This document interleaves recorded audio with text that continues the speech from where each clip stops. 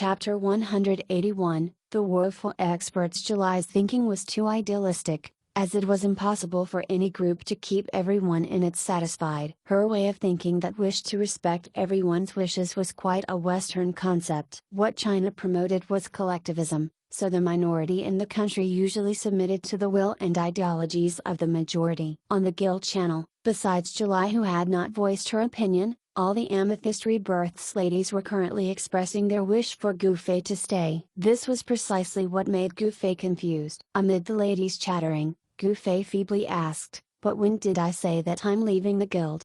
The whole channel instantly became quiet. The wilder the thoughts were, the further the digression became. Herder wanted to use gold coins to loosen the ladies' mouths, but it was simply to learn of Gufei's IGN. This matter, it absolutely did not involve Gufei leaving the guild. Oh! The ladies immediately stopped discussing the matter upon realizing this and carried on with their chit-chats. Only a few ladies continued to message Gufei in private. Beware of being led astray when you're keeping bad company, Luo advised Gufei. Large guilds love to bully small guilds, so you better not join any of them. Was Willow's 2 cents regarding this matter. She had previously been oppressed by a powerful guild. After all, large guilds are super annoying. It's so pointless, Svelte Dancer said to Gufei based on her similar experiences with his. Evidently, joining any large guilds she wished to was easy given her indomitable strength. That Herder is so silly. He doesn't even know to look for the wheat within the mud when it already says so, June's Rain remarked. Gufei felt somewhat sorry for Herder's quest debacle earlier. It was similar to taking an important exam, only to realize that the only question printed on the paper was 1 plus 1 equals? Most people would definitely assume that it was a trick question, and would be having second thoughts on writing down 2 as the answer. Perhaps, 1 plus 1 had other answers as well. But if June's Rain was the one posing the question, the answer would definitely be 2. Herder must have overthought things, which turned him into a laughingstock to June's Rain. How pitiful! Gufei thought to himself as he headed to raise bar. The ladies no longer had to participate in the mercenary PvP tournament since they were eliminated last night, but Gufei still had to join Young Masters Elite for today's match. Seeing that it was about time for the match, he headed to raise bar to meet up with his fellow mercenaries. "I've advanced to a lightning mage." Gufei immediately informed them this once he saw that the 5 were already inside the room. The 5 eyed him in confusion. "Thunderbolt, strike!" Gufei waved his hand and a bolt of lightning descended from the ceiling. It then struck the table and a burned smell subsequently filled the air. "Stop messing around!" Brother Assist grimly admonished as that lightning bolt had struck somewhere near him. Given Gufei's high magic attack power in the cramped space of the room, that bolt would have struck Brother Assist dead had Gufei slightly shifted his hand to his direction. "Don't worry, I'm not even holding my weapon," Gufei said as he sat down. "Why did you suddenly choose Lightning Affinity?" Brother Assist asked. "I learned that Lightning Affinity has the blink skill that can let me move from one place to another instantly." "That's something useful to me," Gufei explained. All the present experts inhaled sharply, as they knew very well what would happen if Gufei came to possess the blink skill. "Blink? How could I have forgotten? Mages can learn blink." Royal God Call muttered to himself. Gufei's fighting prowess had shocked these online gaming experts time and time again. Although all of them had become friends now, the others had unknowingly been imagining Gufei as an opponent that they were thinking of ways to deal with. Royal God Call, for his part, was thinking that he could now contend with Gufei after acquiring Svelte Dancer's Boots of the Nimble Cloud, which gave him a faster movement speed than Gufei's. Unknowingly, Royal God Call was already considering ways to deal with Gufei and was even thinking of kiting Gufei to prevent the latter from closing in on him. While the other mages were worrying about players engaging them in close combat, these experts were worrying about this mage before them getting anywhere near them in combat. Gufei's unintentional reversal of a mage's combat method had literally flipped the usage of his job class's many spells and skills. An example was Twin Incineration. This spell was insignificant in the hands of other mages, yet it was a deadly spell in the hands of Gufei. He was even intending to use the defensive skill, Blink, as an offensive skill. To think that a mage can be played like this. All these experts felt amazed by this enlightenment. "I also learned that Blink will only be available for mages at the later part of the game," so I want to get a skill scroll for it. Hopefully, I'll get that in today's match. Gufei made a grabbing motion with his hand. Brother Assist shook his head repeatedly. Do you think that the system is kind enough to provide you with that when you need it? How can anyone be that lucky? So how would I get it, then? Gufei asked. You buy it, of course. Brother Assist replied matter-of-factly, saying, go to the forums and leave a post. Buying the permanent skill scroll for Blink is more realistic than you depending on luck to obtain it. Won't that be very expensive?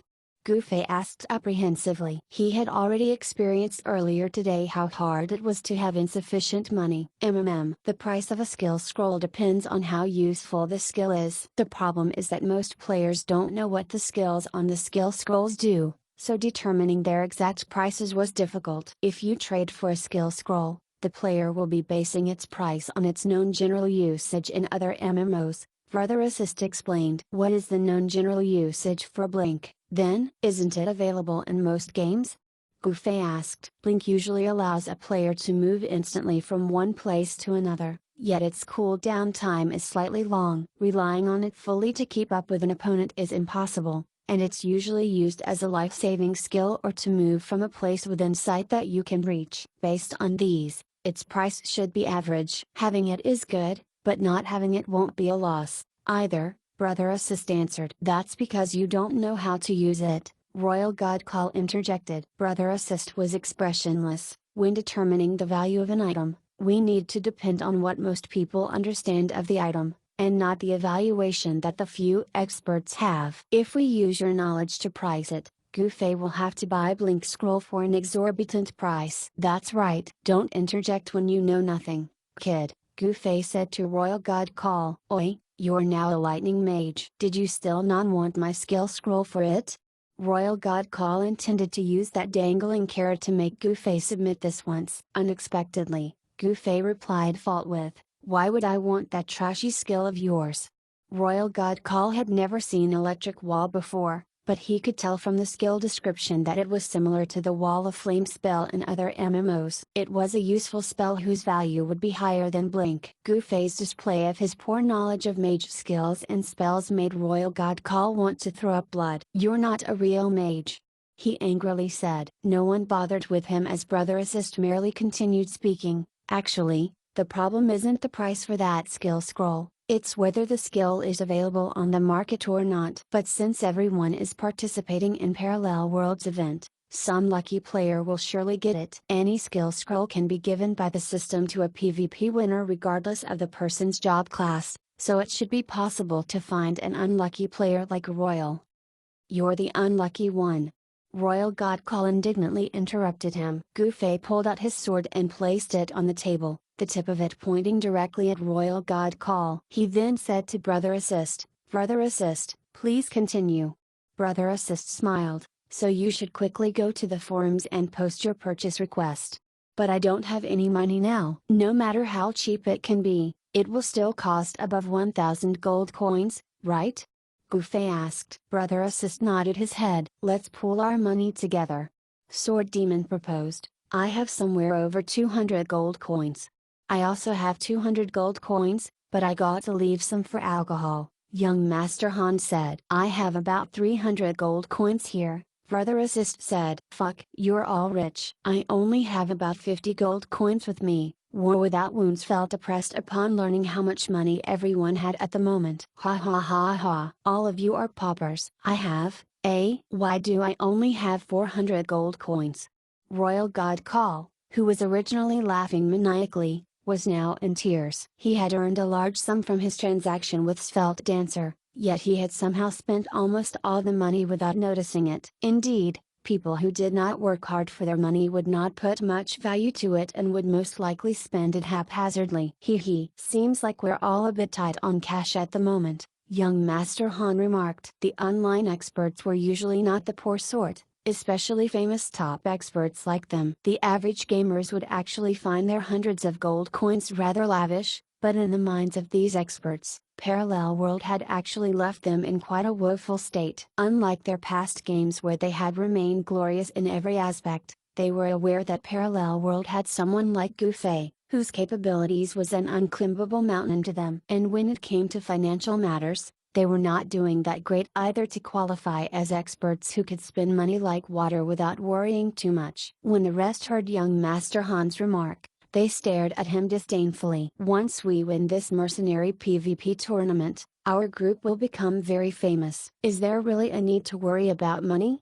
Young Master Han asked. Let's not talk about the future, Brother Assist said. Together, we have about 1,100 gold coins. I reckon that sum isn't enough. Permanent skill scrolls are something new, so they will surely be pretty pricey. It's also possible for you to not be the only one trying to buy it. If there's a high demand but low supply and the price rises accordingly, it may not be impossible for you to get the skill scroll at around 3,000 to 5,000 gold coins. Gu Fei felt vexed. He had just experienced being poor, so why was he going through it once more? What was worse was the fact that the amount he needed this time was much higher. Even if he managed to sell all the useless trinkets he had amassed, they would not be enough to earn him that much money. Miles, quickly Bag's felt dancer. I feel, Royal God Call promptly shut his trap upon seeing that Gu Fei's sword had actually moved an inch toward his direction. Offer yourself to others. People are distributing posters and flyers all over just to look for you, so they must be very willing to spend a large sum for you. War Without Wounds suggested. They didn't actually offer that much. The reward is only 20 gold coins, Brother Assist commented. As everyone stared at him, he explained, what are you guys thinking about? I was merely passing by. Just passing by. Which rendezvous point did you go to? It's 30 gold coins when I asked how much do they offer for the reward. War Without Wounds said. I have also heard that it's 30 gold coins. Royal God Call agreed with War Without Wounds. Gu Fei was speechless. It seemed that Luo's worry was not unfounded. After all, he had truly found himself among some bad company. Chapter 182, A bunch of bad friends. Seeing the ugly expression on Gu Fei's face, the three men hurriedly said, don't misunderstand. We were just inquiring out of curiosity and don't plan to betray you.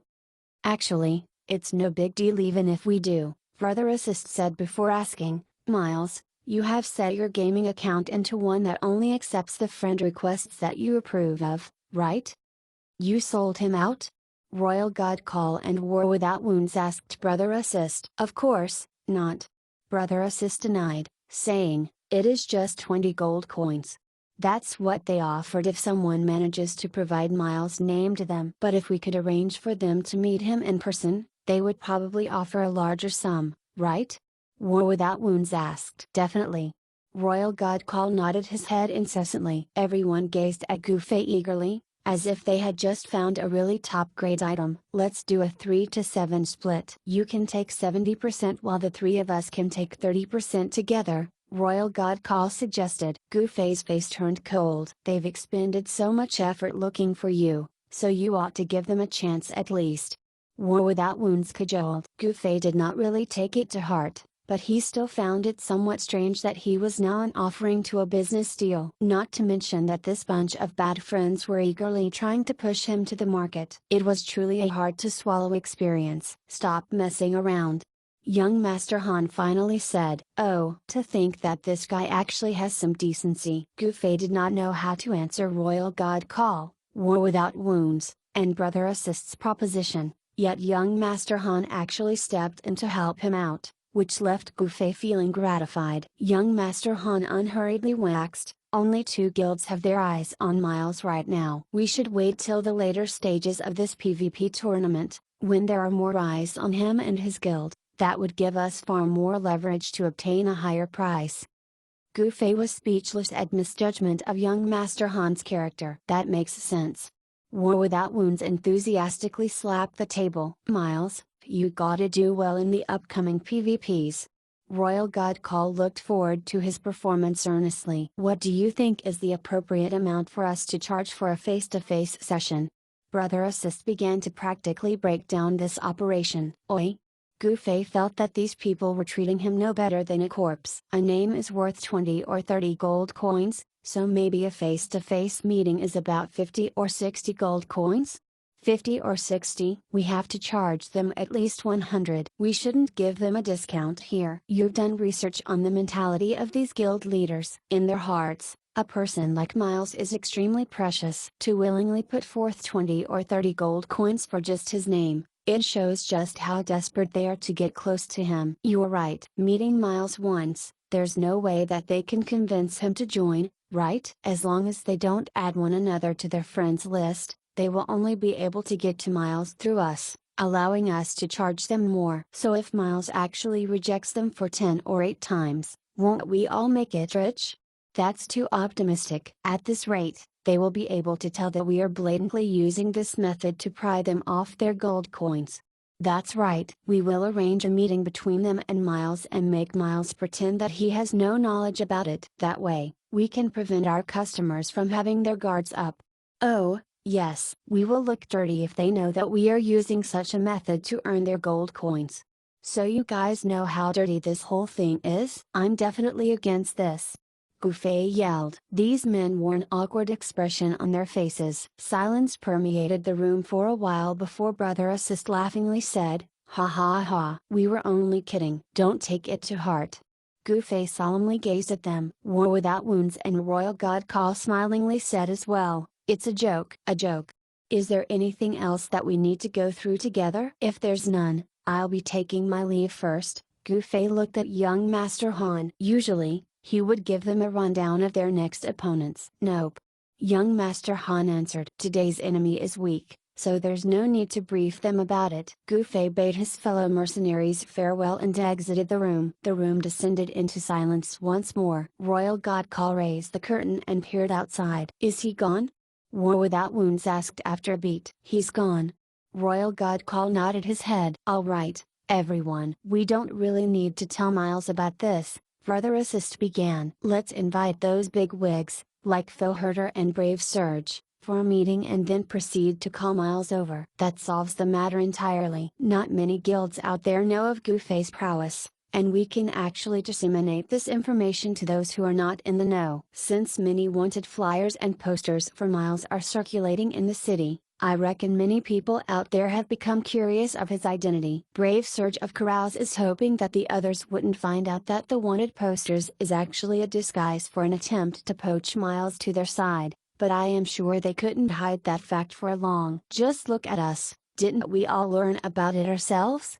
Brother Assist continued. You guys wouldn't even know of this if I haven't told you. Young Master Han snorted. Of course you would spread the news, and so would others if they grab hold of such a juicy scandal. Don't forget that there are still people from those 2 guilds who are busily inquiring all over the city about Miles' IGN, so when this goes on for a while any observant individuals would be able to tell that the posters and flyers were distributed under the orders of those 2 guilds. Sooner or later, people are going to realize that this wanted mage is someone who is more than what meets the eyes. What I am saying is, we only need to get the word out to increase this spread of information. In fact, we don't need to depend on Miles to win every stage of the PvP event for him to garner the attention of others. There's no telling too if today is the day that Amethyst Rebirth gets eliminated from the PvP tournament despite having him, Brother Assist explained. Man, Brother Assist, you are a lot dirtier than I imagined.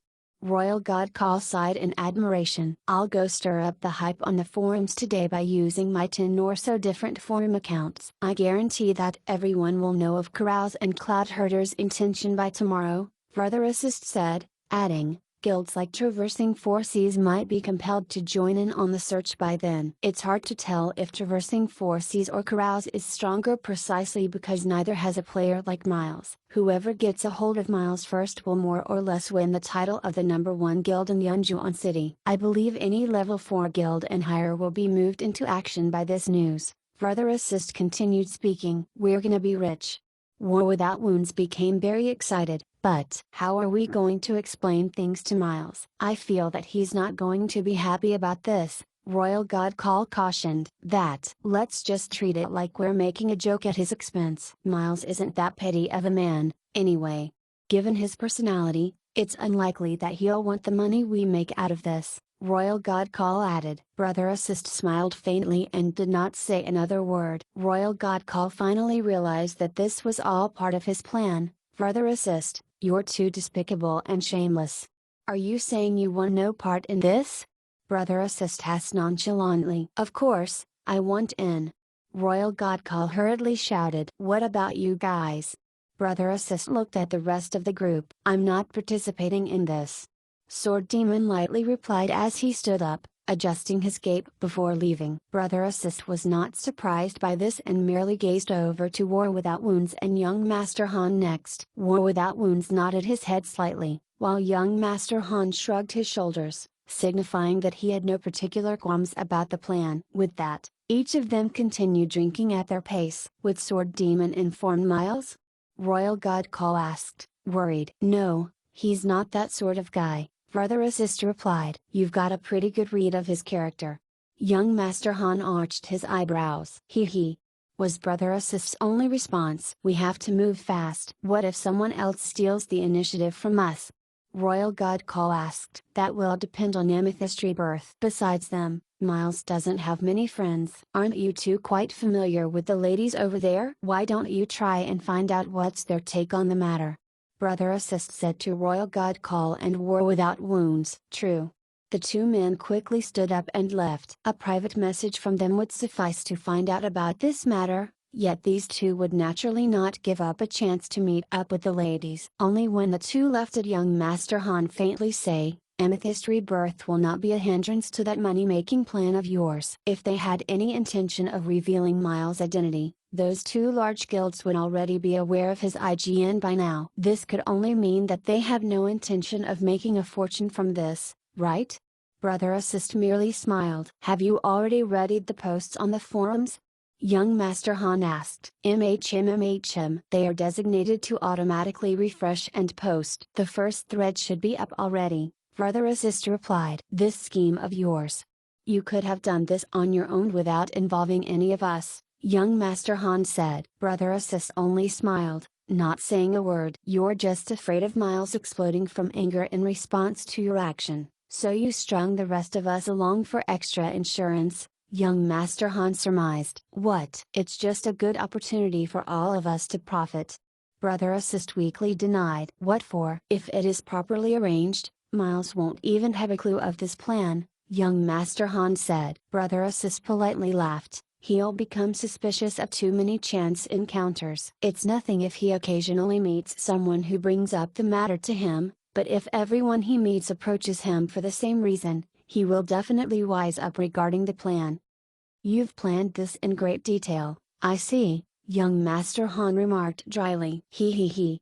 I wish you success, young Master Han said. Oh, come on. You've got a stake in this, as well. Brother Assist exclaimed confidently. At this time, Gu Fei, who had just left Trey's bar, made his way over to a generic tavern in Yunju City's central plaza. Zai Ziyotian waved him over from a corner once he entered the tavern. Gu Fei walked over. When he said that he had something on, it was actually Zai Ziyotian calling him out to meet. Although they had long added each other as friends, this was the first time she had sent him an invitation to meet. Gu Fei was curious of the reason behind it, so he agreed to meet up with her. Someone else was sitting beside Zai Ziyotian by the corner table. This person turned his head over and felt shocked when he saw Gu Fei. It's you. You guys know each other? Zai Ziyotian was mildly surprised. Young Masters Elite and Amethyst Rebirth. My guild and mercenary group were defeated by them, and you just happen to belong to these two groups. The person sitting with Zai Ziyotian on the table was the guild leader of Cloud Herder, Foe Herder. In a sense, you can say that we are fated to meet each other.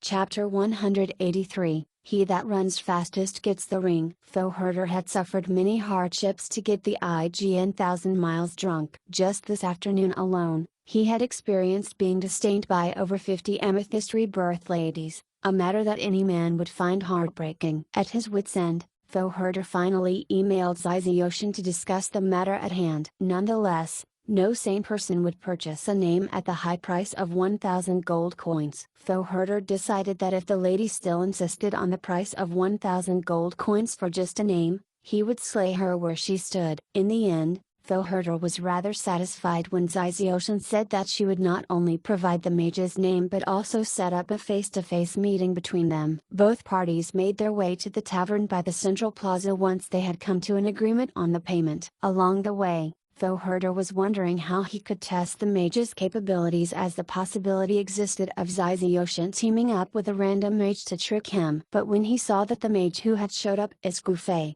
he immediately felt assured. Though Herder recognized Gufei as the mage who had crossed swords with him before at the mercenary PvP tournament. Although Gufei's job that day was to run and hide, though Herder could tell that he was a skilled player. He quite believed that he was the mage that he had been looking for. As though Herder thought of this, he noticed Gufei's expression turning dark as he fixed Zizioshin a vicious glare. "Bro, take a seat." Though Herder feebly offered. Gufei sat down. "Let's add each other as friends."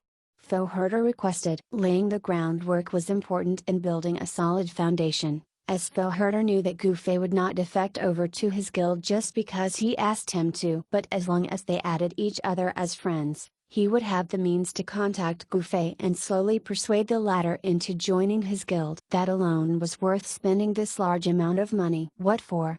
Gufei asked though Herder. After hearing from the ladies about though Herder's deplorable actions, Gufei no longer viewed him in a favorable light. He knew very well of though Herder's intention, so he planned to reject him outright. "Oh, it's nothing serious. I just want to be friends with you, bro." Though Herder decided to proceed with his recruitment plan slowly. Why would a player agree to switch guilds for no good reason? Therefore, it was better for him to add Gufei as a friend first while he thought of ways to entice the latter into joining his guild. Though Herder had calculated his every move, yet Gufei unexpectedly denied his request. "I don't want to." "Why? Why not?" Though Herder asked, perplexed. "I don't like your name," Gufei replied. The reason he gave was very childish, yet though Herder could not find a way around it, leaving him speechless for a moment. "We're leaving." Gufei stood up and dragged Zizioshin along with him. "Huh?"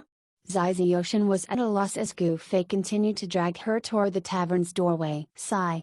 Though Herder finally realized what was happening and quickly got up to chase after the two. Zizioshin kept pace with Gufei as she looked backward to address though Herder. "Hey." To those not privy to the situation, she and though Herder appeared to be a pair of lovers that was being forcefully separated by the evil Gufei. "You haven't paid me fully, so I'll contact you later." These words of hers effectively broke that illusion. Gufei and Zizioshin finally exited the tavern. Though Herder tried to chase after them, but he was soon left in the dust. With Gufei being a full agility mage and Zizioshin being a full agility archer, though Herder could only helplessly watch them became distant blurs. Only when though Herder was no longer in sight that Gufei stopped rushing forward. Zizioshin was nonplussed. "What's with you? How much did you charge for this meetup between me and though Herder?" Gufei asked. 400 gold coins, to be exact. I originally wanted 1000 gold coins, but all seem to be suffering from financial crisis nowadays, so they were grinding their teeth in anger and refused to do business with me when I asked for that kind of payment. In the end, we agreed on 400 gold coins. I have yet to collect the total fee since he only gave me a deposit of 100 gold coins just then, so I am still missing 300 gold coins. "Oh, and the remaining 300 gold coins are meant for you, you know." "But since we've ditched him, I bet he is thinking twice about giving us the rest of the payment." "Since I'm such a nice lady, I'll just split the 100 gold coins I've gotten from him with you." With that, Zizioshin took out her coin purse from her dimensional pocket. Dangling it before Gufei, Zizioshin made it look as if she was about to pour all its contents. "Reach out your hand." Gufei wanted to spit out the anger welling up in him, yet he could not bring himself to do so and only shake his head. "No, thanks." "Why not?" Zizioshin asked. Gufei took a deep breath. "Next time you think of a scheme to get rich quickly, please do it without involving me." He then walked away. Zizioshin stood on one spot for quite a while before coming back to her senses and quickly running after Gufei. It was at this moment that an arrow on snipe whistled through the air from a side alley. Zizioshin's reaction speed was good and she managed to dodge that arrow. A shout of "over here!" made Gufei look backward, only to see a bunch of players surrounding Xixioshin. Gufei was about to pull out his sword from his dimensional pocket when he heard the surrounding players say, "You're a swindler." Pausing, he eased his grip on the sword hilt inside his dimensional pocket. Who swindled whom? Xixioshin tried to defend herself from the accusation, but the group of men was clearly not here to listen to her explanation, and they proceeded to bombard her with their attacks. Xixioshin tried to slip through a gap among them, yet she was hurtled back into the encirclement by a warrior's cyclone. With only a sliver of HP, the two mages' spells promptly turned Xixioshin into a beam of white light. "Let's head to the archer range next," some men shouted as they moved to run toward the said direction. Gufei spotted a few familiar faces among them and exclaimed, "Are you guys from Cloud Herder?" The men regarded Gufei with suspicion as one of them nodded his head. "Yup. How did that woman just now swindle you guys?" Gufei asked. "Who are you?" The men suspiciously asked Gufei as they exchanged glances with one another. "I've also been cheated by her before." This statement of Gufei held some truth. "We actually don't know how, but our guild leader said that she had swindled us," someone among the men replied. The rest disregarded Gufei and rushed toward the archer range. Waiting for a bit, he also headed to the archer range using a different path. Along the way, he saw quite a few players making their way toward the same direction. Quite a few familiar faces that he had seen during yesterday's match clued him to the fact that they were all members of Cloud Herder Guild. Gufei was faster than the average players, yet quite a few players were already gathered at the archer range when he arrived. The place he and Xixioshin had just been was not far from the archer range. Nonetheless, only one thing would explain why Gufei with his fast movement speed arrived later than so many others. This was a premeditated hunt. "This ambush of theirs is ridiculous. Who would be foolish enough to leave the safe zone if they're openly blocking the entrance like that?" the experienced fighter Gufei muttered to himself as he looked at the sight in front of the archer range and eavesdropped on the Cloud Herder men's conversation. "Where is she?"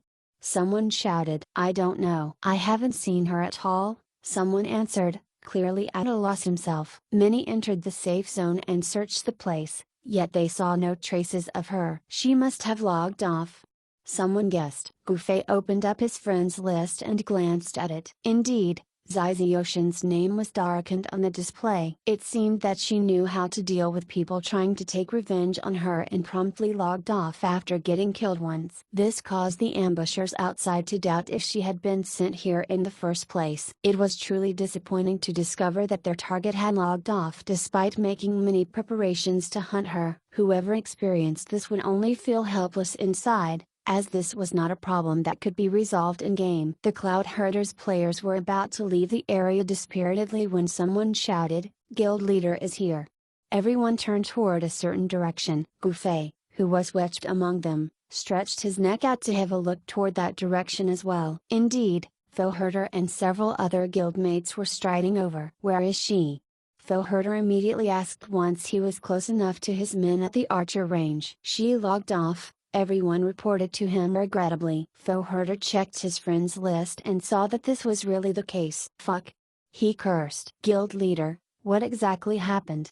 Some of them were clueless as to what had prompted their guild leader to order this manhunt. "That woman colluded with another mage to pose as the man we are looking for," Phil Herder replied. "I'm sure some of you have seen that fake mage before. It's that mage of Young Masters Elite, the one whom we fought in the mercenary PvP tournament."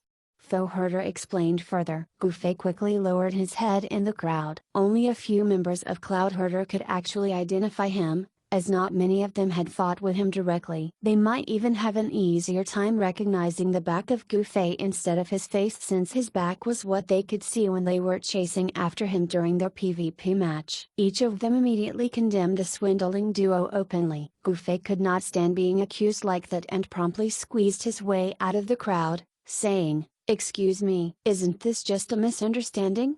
Chapter 184, 100 kills. Initially, Phil Herder was certain that Gufei was the mage that he was looking for, but he was now considering the possibility of Ziziotion bringing an impostor to scam him out of his money. Is it really necessary for them to leave hastily like that even if he is reluctant to add me as a friend? Something seems off. There was also the fact that Gufei had just given Philherder a nonsensical excuse on why he refused to add him as a friend, causing the latter to become even more suspicious of the whole matter. It was a rough day for Philherder. His attempt to find out the identity of the mysterious mage had caused others to treat the players of his guild as weirdos with how they kept on asking the same question around the city. The worst thing here was that the Amethyst Rebirths ladies hated him now after he had tried to get the mysterious mage's IGN from them through bribery. Philherder was not in a good mood from the start. And after Gufei and Ziziotion left without a word, he was no longer thinking clearly and simply assumed that Ziziotion was just trying to swindle him. In a fit of rage,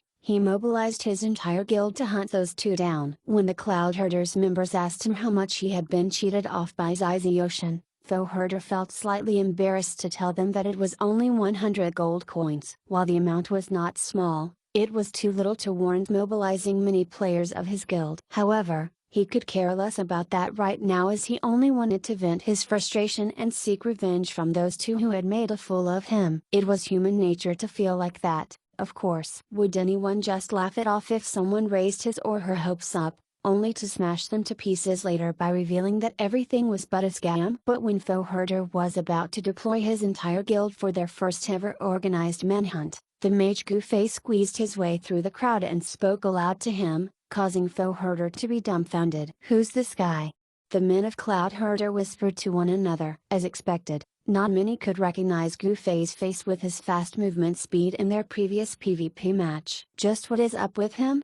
Philherder was utterly confused. "I assure you that this is just a huge misunderstanding, so can you please disperse everyone first?" Gufei then turned around and waved his hands dismissively to the surrounding Cloudherder members. "Everyone can leave already." Some simpletons of Cloudherder began to take their leave upon hearing Gufei, so Philherder quickly sent out a command, "Don't leave just yet, everyone."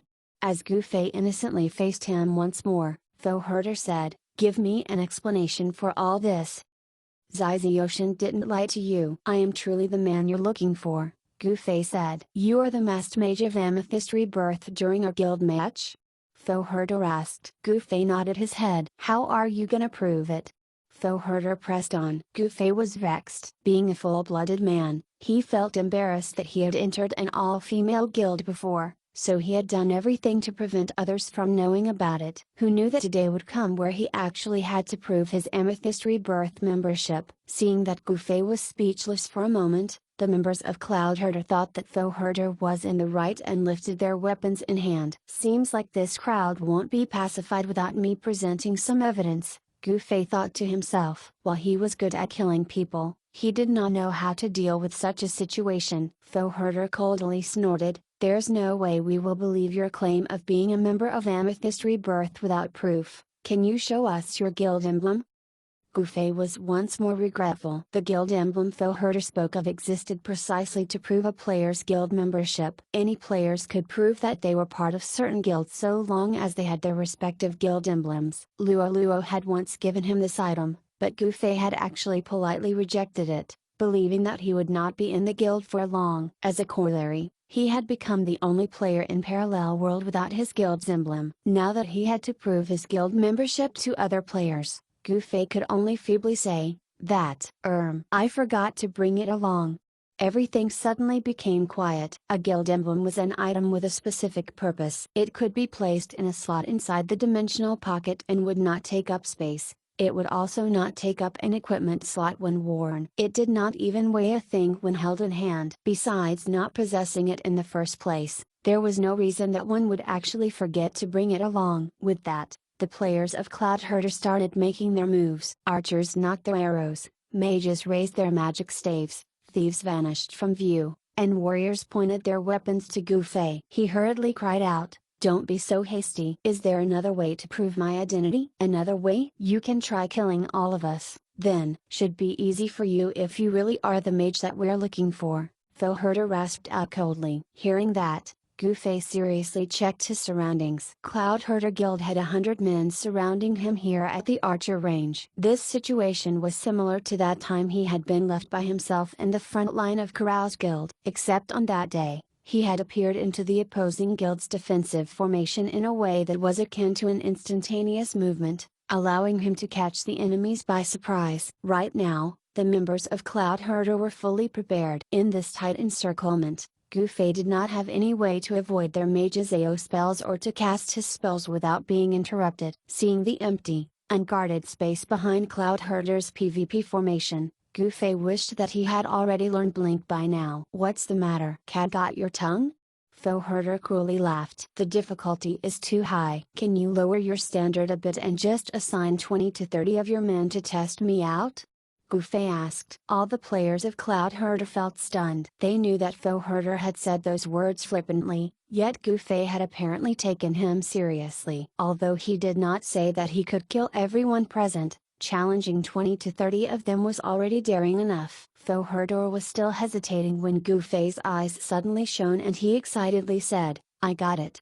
L will fight all of you at once, but under the condition that no one can use their skills." "How does that sound?" The eyes of the Cloud Herder's men almost fell off. Fighting without any spells or skills would lower their attack power, yet the man before them was a mage. A mage's fighting prowess without his spell was equivalent to 0. So what was he trying to accomplish by suggesting such a thing? Faux Herder dazedly looked at Gu Fei as he carefully considered the proposition for a moment. Mentally planning out something, he gave Gu Fei a slight smile. "That's a rather interesting suggestion." "All right, let's play according to it." "Wonderful, just wonderful."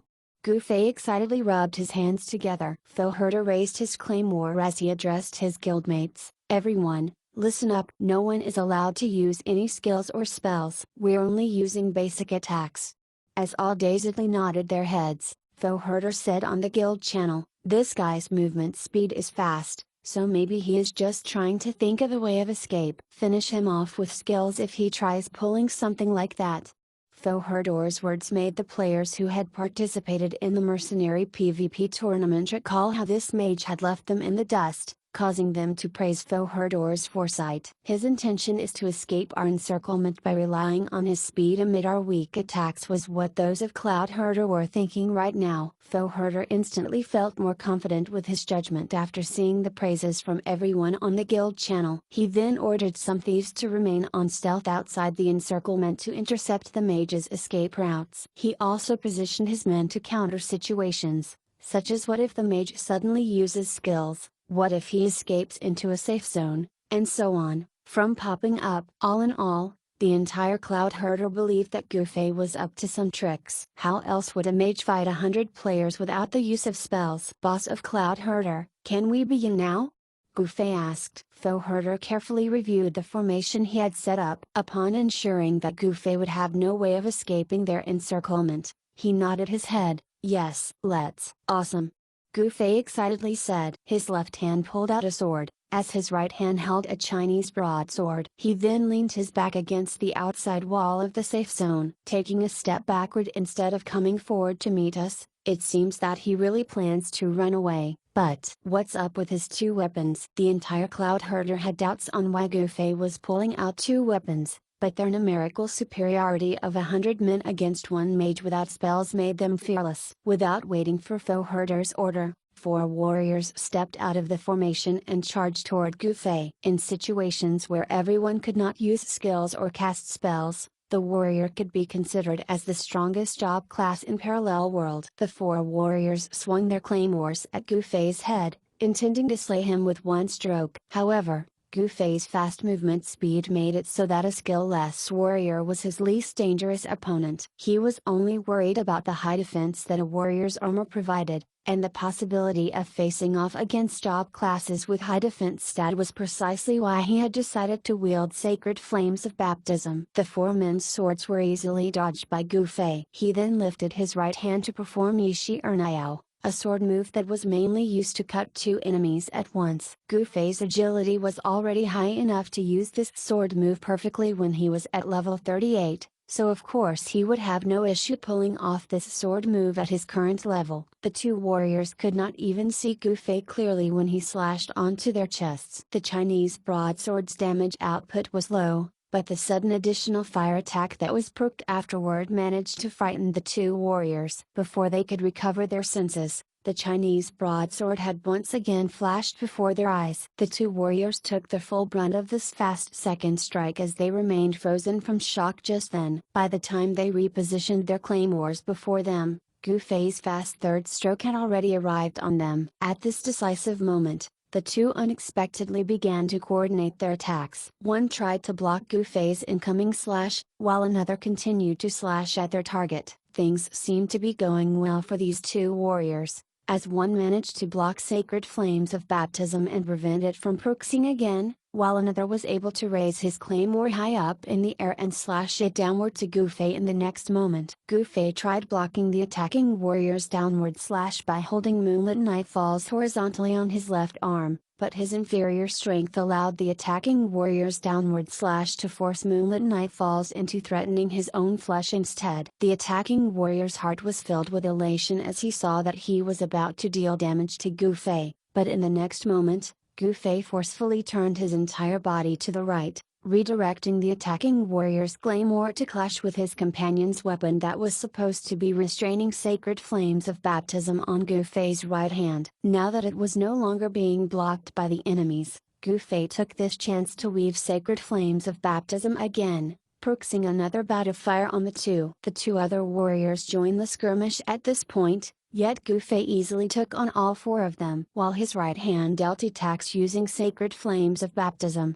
his left hand blocked or parried blows using Moonlit Nightfalls. Although the weapon in his non-dominant hand could cause a slight defense verdict, Gu Fei's flawless method of using the incoming attack's force to redirect the other blows allowed him to stay unharmed and for verdict to get cancelled. Each time the four warriors' claymores clashed against Gu Fei's sword, they would feel their attacks being guided into different directions. Sacred flames of baptism's attacks were relentless. The warrior's HP was steadily burned off with every slash and cut of Gu Fei. In the blink of an eye, one of the warriors succumbed to his death and disappeared in a blaze of fire. Gu Fei was shocked. Feeling somewhat remorseful at what he had unintentionally done, he told the other three men, "Retreat when your HP turns red. It's a shame to drop a level just because of this."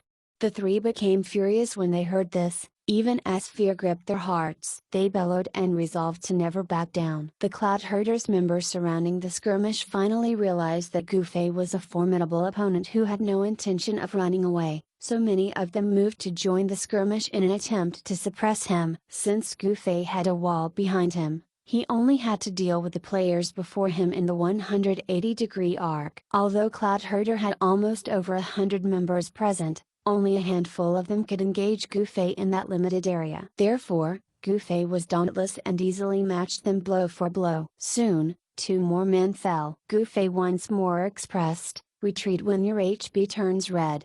The Cloud Herders' 100 men now believed that if this continued, they would all truly be decimated. Chapter 185, A Surprising Resolution. Gu Fei did not attempt to cover up his kung fu. His fighting tempo was flawless and his every move was cleverly executed. Although none of the Cloud Herder players knew kung fu, they could tell that their current foe was someone who had dabbled in kung fu before. A kung fu expert would always have a huge advantage when facing people who knew nothing of martial arts. Nonetheless, if a physical brawl were to occur in reality, one could only beat up 2 or 3 people at most in a time frame, no matter how great of a fighting expert he or she was, and going up against dozens or hundreds of people was definitely out of the question. In the real world, facing off against 4 or 5 enemies at the same time was already highly improbable, as no ordinary people could withstand and endure a prolonged brawling session when everyone had issues with their endurance and stamina. Real life was unlike the Saint Seiya series, where the exhausted main characters could suddenly revitalize themselves and continue fighting by just visualizing the goddess Athena in their hearts. No god or goddess would descend to relieve someone from a fight when one's energy was totally expended, and one finger poke was all that was needed to deal with someone who was totally spent. No matter how skilled one was, he or she could never triumph over physical and mental fatigue. However,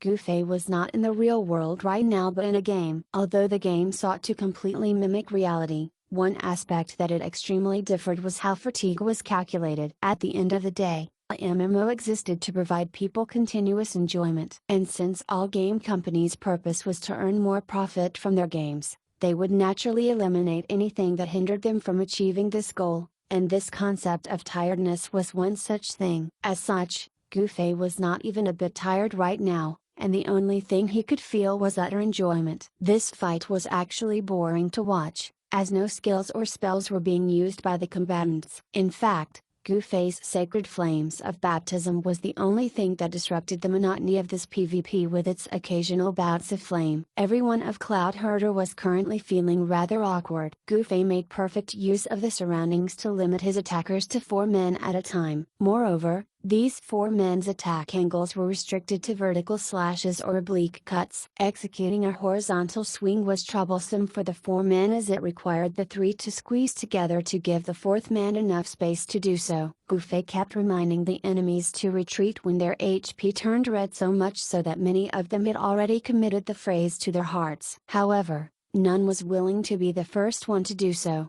so they could only stiffly face him. Since the opponents were not backing down, Goofy had no choice but to kill them. Besides, he was not the type to stay his hands out of courtesy or kindness. Had this been when Goofy first played the game, he would not have even reminded them about their HP. Having played the game for quite some time, he now knew how difficult it was for players to grind levels. This knowledge of the gamer's greatest fear caused him to feel obligated to remind them of their HP whenever he PvP'd with them. In no time at all, another one died under Goofy's excellent swordsmanship. Besides the new player that filled up the freshly vacated spot, the HP of the other 3 players facing Goofy was already in the red. Looking to their left and right, each of them secretly hoped for their comrades to give up the fight, so that they could do so as well. Sadly, none of them was willing to be viewed as the first coward that retreated from the fight. The 3 were crestfallen, but they persisted still. Suddenly,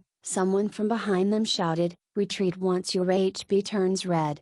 Everyone recognized the voice as belonging to their guild leader, Herder, and felt relieved. His words were deemed by all as an excuse for them to retreat. Retreating as per his instruction meant that none of them had to fight Goofy to death. The 3 men who were engaging Goofy in the fight immediately retreated to their guild's PvP formation. Their vacated positions were very quickly filled up as the skirmish raged on. With Herder's declaration, none died fighting any longer. In a short while, 2 men retreated from the fight as their replacements stepped in. This scenario played out for quite a while, as the Cloud Herders PvP formation adapted itself into a very unique configuration. When almost everyone present was already in the red, Herder became very conflicted on what to do next. Without any usage of skills, Herder was unsure if he could best the mage in this fight. He saw that it would be his turn soon as his guildmates had almost all retreated. What face would Herder have left if he also failed at subjugating the mage? As he was feeling troubled by this,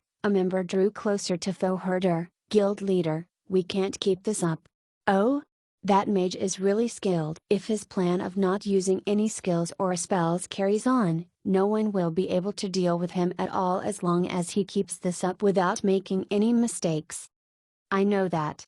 Herder of course knew of this fact as well, so he was hoping for Goofy to slip up. "Guild leader, we don't really need to pit ourselves against him like this. His attacks can't insta-kill any of us. If all our brothers throw themselves at him, he won't be able to dodge our assault with his back against the wall. I believe just 4 of us are enough to immobilize him by squeezing him to the wall."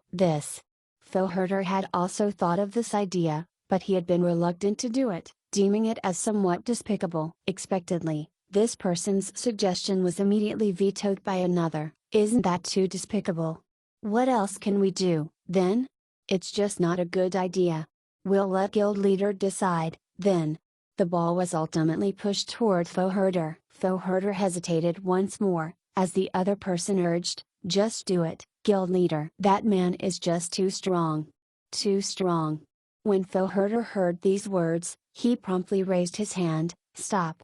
The 4 men who were surrounding Goofy currently were feeling extremely miserable that none of their blows would connect to the target. as he was either dodging their weapons or interrupting their attacks with his sword. So Foe Herder's command to stop the fight was like a prize-winning declaration to the four, and they happily stopped their assault. "There's no need for us to fight anymore," Foe Herder said. "You're very strong, indeed."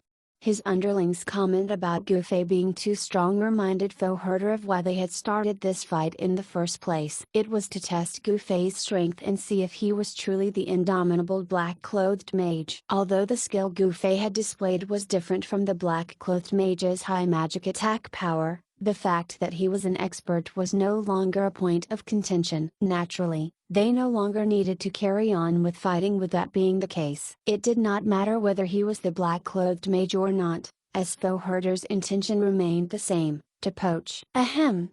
Foe Herder cleared his throat as he commended Gufei. "Brother, your skill is the real deal." "Have you trained before?" "Just a little," was every martial artist's humble response to a compliment regarding their fighting prowess. Foe Herder did not care for it and merely asked, "What guild are you currently in, bro?" "Amethyst Rebirth." Gufei replied. "Are you really that same person?" Foe Herder asked. "That's right," Gufei answered. Cloud Herder's posters were scattered all over the city. Gufei casually picked up one and pointed a finger to it. "I'm this guy." Foe Herder inhaled deeply. Just as he was about to begin convincing Gufei to leave his current guild, a voice suddenly hollered, "What's going on here? Why is everyone crowding this place?" Someone forcefully squeezed through the Cloud Herder Guild's encirclement and gazed at the center. Seeing Gufei standing alone in the core of this crowd, the person gleefully called out, "Ah, it's you. I was just looking for you." Gufei glanced over and recognized this man as the despicable and utterly reprehensible Sakurazaka Muni. Foe Herder also recognized Sakurazaka Muni. While they did not exactly have a close relationship, they would at least exchange a few words whenever they met each other on the streets. It could be said that they had a budding friendship going on. Foe Herder knew that Sakurazaka Muni was a high-ranking expert on the experience leaderboard and was currently managing a small guild, so his heart constricted when he heard him say that he had been looking for Gufei. Is Muni trying to poach him, as well? Foe Herder thought to himself. Stepping forward, he arrived beside Sakurazaka Muni. "Hey, it's been a while." "Oi, old herder. Why are you here?" He then looked around him and asked, "All your guildmates are here, too. What's going on?" Before Foe Herder could answer, Sakurazaka Muni saw the people trapping Gufei against the wall and swiftly grasped the situation. He patted Foe Herder's shoulder and said, "Old herder, I know this man. Give me some face and don't make things difficult for him." Gufei could not help but feel uncomfortable at how serious Sakurazaka Muni was carrying himself at the moment. His current expression was the complete opposite of his usual easygoing demeanor. Right now, any onlookers would mistake him for someone who was trying to sort things out for a friend who had gotten into a tricky situation. "You're mistaken." Foe Herder's eyes turned anxious. "It's just a little misunderstanding. Actually, we're warmly inviting brother here to join our guild." "Join your guild?" Sakurazaka Muni reacted as if he had just heard the world's greatest joke. Showing an exaggerated look of surprise, he stepped toward Gufei and grabbed his shoulder. "Miles bro here is just like me. He's not gonna be interested in your lousy guild." Foe Herder abruptly froze upon hearing Sakurazaka Muni's words. He completely understood what Sakurazaka Muni meant when he said, "just like me." When they had first met, Foe Herder had also done his best to invite Sakurazaka Muni into Cloud Herder Guild. But the latters had decisively rejected his offer, even explaining his hobby to Foe Herder and expressing his desire to work hard toward his goal. Not too long after, Foe Herder learned that this man had established an extremely detestable guild by gathering a bunch of players who had the same loose morals as him. It was after this that Foe Herder gave up any plans to rope him into Cloud Herder Guild. Right now, Sakurazaka Muni's was implying that Gufei was a fellow Taoist that shared the same interest of chasing skirts. At the same time, Sakurazaka Muni continued his introduction. "Furthermore, Miles here could be said to be the most outstanding individual among us, Taoists. Just his achievement of getting into Amethyst Rebirth left the rest of us reveling in envy and admiration. It all makes sense to me now." Foe Herder had a sudden epiphany. Only someone who shares the mindset of Mooney would willingly stay in that we call female guild after all. Why haven't I thought of this sooner? Phil Herder abruptly felt disappointed when he thought of this. The look he now gave Gufei had turned into disappointment from admiration for the latter's lowly aspirations. Gazing at the two men contemptuously, he waved at his men. Let's leave. Wait a minute. You guys are mistaken. What's mistaken? Enough with that nonsense. I have something urgent I need you for. Sakura Sakamuni stopped Gufei from chasing after Cloud Herder to explain himself. Chapter 186, Points System. Gufei faced Sakura Sakamuni, who was looking at him with adulation, and asked, "Why are you looking at me like that?" Sakura Sakamuni wiped the drool off his mouth. "That hottie this morning." "What's her name?" You didn't even manage to get her name?" Gufei thought that Sakura Sakamuni would be victorious in his and the stubborn Vastlushness collision given the level of shameless he had previously displayed at Peddler's Street 2. Sakura Sakamuni dejectedly shook his head. "Vicious. That woman is very vicious." "What happened?" Gufei asked. "Thinking that she finally agreed to my proposition, I followed her to a high-level grinding map this morning. When we got there, she suddenly held me down." "Whoa. Vicious indeed." Gufei exclaimed. "I know, right?" Sakura Sakamuni gave a bitter smile, continuing his recount. "Following that, we got surrounded by dozens of monsters and subsequently sent back to the city." Gufei was dumbfounded. "So where is she right now?" "I don't know. She died long before I did," Sakura Sakamuni replied. "How bold of her to actually use a suicide attack just to get away from you," Gufei commented. Sakura Sakamuni was close to tears. "Oh, how regretful I am. Now you know what she's made of." Gufei pitied him. Sakura Sakamuni was originally ranked 18th on the Archer leaderboard, which meant that he was probably close to reaching level 41. Now, Gufei used appraisal on him and saw that he was down to level 39. "Why did I suddenly became nervous when she hugged me? I should have taken that chance to grope a feel or two," Sakura Sakamuni bemoaned. Gufei was speechless, not having expected this kind of reaction. "But I'm sure you wouldn't make such a mistake if this happened to you." Sakura Sakamuni gazed at him in adoration once more. "I'm leaving." Gufei no longer wished to waste time conversing with Sakura Sakamuni. He recalled how he had let the latter do all the talking when Phil Herder was confronting them both, and that alone was enough for Phil Herder to get the wrong idea about how they were a duo of skirt chasers, simply because Sakura Sakamuni's reputations as a lecherous person was so deeply ingrained in everyone's mind. "Hey, don't go. You have yet to me what that babe's name is." Sakura Sakamuni quickly chased after him. Although his speed had decreased after losing his level, he was still faster than Gufei. Looking at the guild leader of Yunjuan City's most shameless guild, Gufei felt duty-bound to protect the women's message inboxes, including Vastlushness, from his harassment. Asking for her consent was the sensible thing to do, but she was unfortunately not online, so he could only lie to Sakura Sakamuni. "I don't know either." "What? Don't you two know each other?"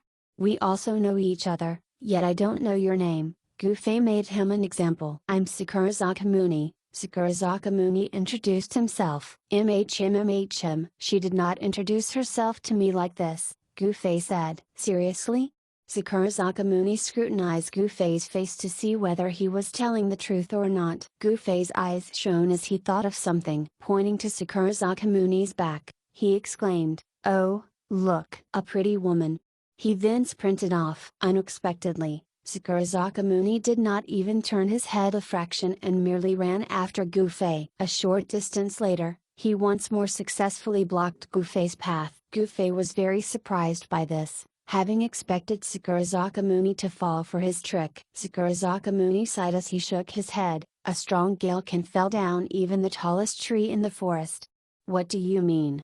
Gufei could not understand why he had used such an adage. "The tallest tree in a forest will always be the first to be buffeted by wind. That lady is the most outstanding tree in the forest, so my strong gale is centered on blowing her away. I've already disregarded the other flora and fauna in the forest," Sakura Sakamuni explained earnestly. Sakura Sakamuni's ability to bend the adage to his will was impressive. However, What shocked Gufei more was the latter's revelation that he could devote himself to only one woman. While Sakurazaka Muni was busy stewing in his regret, Gufei took this chance to sneak off. Sakurazaka Muni lacked the will to pester a man, so he promptly gave up chasing after Gufei. Looking backward and seeing the man standing so desolately on the street, Gufei could not help but feel a twinge of sympathy for him. "I'll tell you her name once I find it out."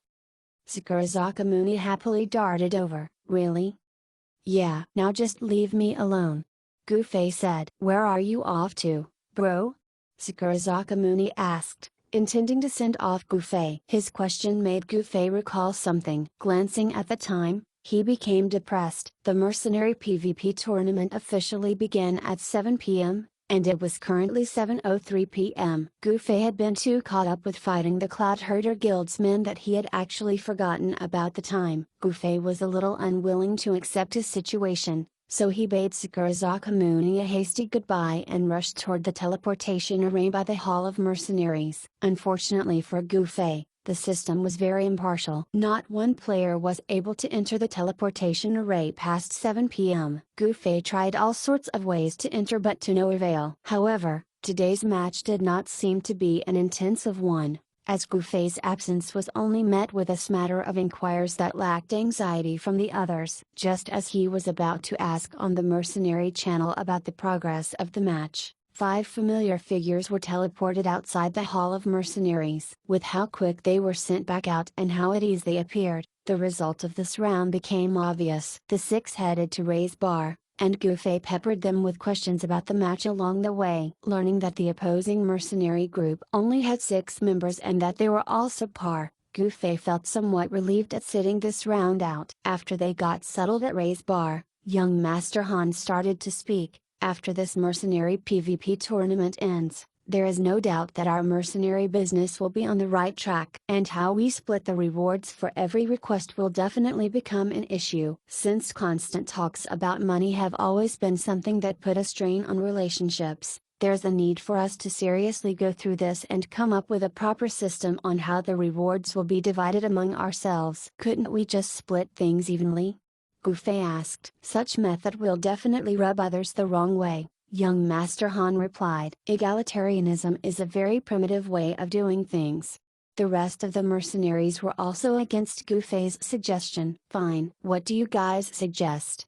Gufei asked. "Of course, we will employ something closer to our country's sentiment of to each according to his contribution," the others answered in unison. "Have you guys already discussed this?" Gufei questioned. The 5 exchanged glances and smiled. "This is not our first rodeo on doing group missions in MMOs. Okay. So how exactly are we doing this?" Gufei asked. Young Master Han cleared his throat. "I have decided for our group to follow a kind of point system for our future missions. As the leader, I'll do the hard work of recording everyone's contributions during each of our group missions. Our contribution will be converted to points, and whoever has the most points will get a bigger slice of the pie." Sword Demon and the rest were evidently used to such a method, as none of them voiced any objection to young Master Han's proposal. "The points will be shown to everyone to maintain transparency. Actually, I've taken it upon myself to begin scoring everyone for every match in this whole tournament." "Take a look at my notes," young Master Han said. "Oh?" This reveal caused the others to incline their heads toward young Master Han's direction, wanting to see what he had written about them. Young Master Han fished out a booklet from his dimensional pocket and tossed it on the table. Everyone gathered around it to have a look. While the rest were checking to see how impartial young Master Han was, Gufei was trying to learn exactly how this method worked. Casually flipping through the booklet, they saw the points for their match with Cloud Herder Guild. This page contained their names. Gufei drank in all that he saw and felt amazed at how the human brain could achieve what a computer could not. If a system calculated their contributions, plenty of aspects would be overlooked. As for young Master Han, his little booklet actually contained every little detail of their PvP performance. For example, Brother Assist earned himself 10 points for gathering the necessary information on their opponents. This was a contribution that the system would not be able to calculate. Just that match alone, the members that had sacrificed themselves were appropriately awarded points according to the level of their contributions. Gufei,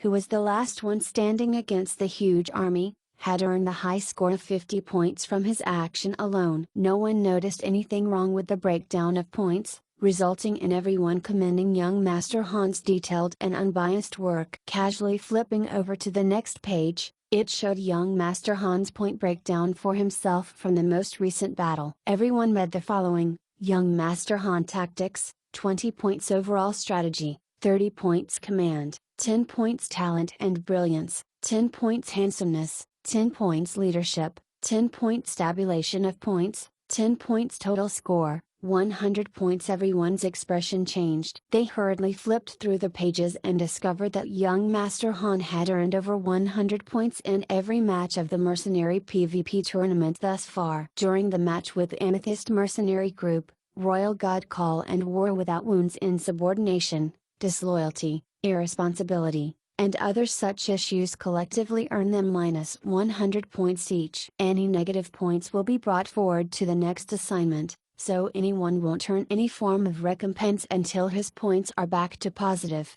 Young Master Han warned them severely. He then took back the booklet. Alright, I'll write down today's score. Getting a quill, young Master Han earnestly wrote, 1,000 miles drunk. Dereliction of duty, minus 200 points. Fuck. Goofy slapped the table and stood up. Royal God Call and War Without Wounds followed suit. We strongly disagree with this points system. Young Master Han, shamelessness, minus 500 points. Royal God Call cried out. Chapter 187, Astrological Signs. Reading by the ladies. 5 individuals in a private room at Ray's bar were in uproar over young Master Han's shameless points system. Honestly speaking, Goofy, Royal God Call, and War Without Wounds had no complaint over being penalized with regard to their actions. Royal God Call and War Without Wounds truly performed rather atrociously in their match with Amethyst Mercenary Group, while Goofy really did not show up for today's match. Young Master Han harshly dishing out penalties was a given, considering his merciless personality. What made the three dissatisfied was how young Master Han had scored himself. To think that they even praised him for being unprejudiced moments ago. It was truly bizarre how he had dared to be transparent with his biased scoring of himself. Receiving an indignant look from the three, young Master Han perplexedly took out his booklet once more and looked at what he had scored for himself. He pointed at each page and said, "What's wrong? Everything is written accurately. Tactics,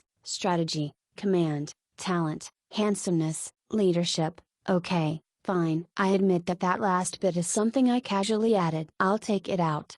He proceeded to cross out tabulation of points and gazed back at the 3 men before him. Happy now?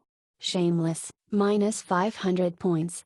Royal God Call bellowed. The room occupants continued to quarrel among themselves until Goofy finally suggested assigning Sword Demon as their group's scorer. This suggestion was promptly seconded by Royal God Call and War Without Wounds. 3 among the 6-man mercenary group had the same opinion on this matter: remove young Master Han from his authoritative position to prevent him from exploiting the points system. In the end, the booklet for scoring was given to Sword Demon. "Are we going to use the points already written in this?"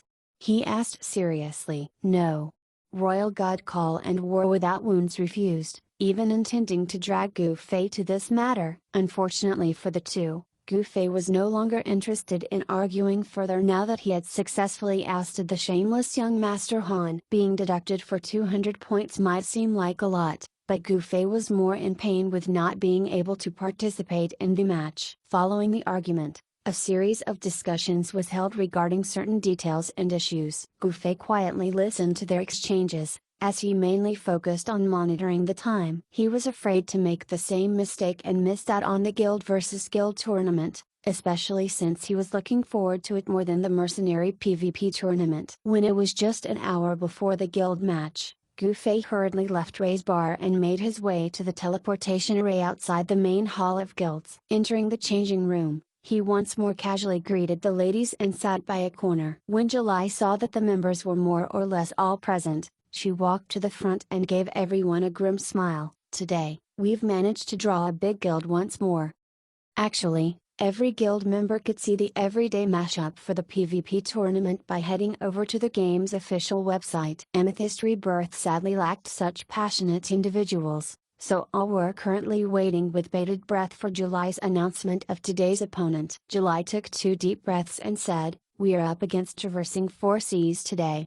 Gufei was never one who cared much about which guild they would be facing, yet even he was surprised when July announced their opponents of the day. This would be the third consecutive large guild that they had drawn. Corrals, Cloud Herder, Traversing 4 Seas were Yunjuan City's top guilds. This was especially true of Corrals and Traversing 4 Seas. Who would have thought that a certain guild would be unlucky enough to draw these two large guilds back to back? No one had also thought that any small guild would win against one of these two large guilds. So Corrals' defeat at the hands of Amethyst Rebirth had truly shocked many. If Traversing 4 Seas were to meet the same fate as well, Amethyst Rebirth would tacitly become the top guild in everyone's hearts. Naturally, the ladies who had been casually participating in the guild versus guild tournament had no such aspiration. Everyone attempted to explain this phenomenon through astrology. They determined that guild leader July's astrological sign was terribly unlucky this week, which resulted into the guild she was leading to consecutively draw the large guilds. Stop.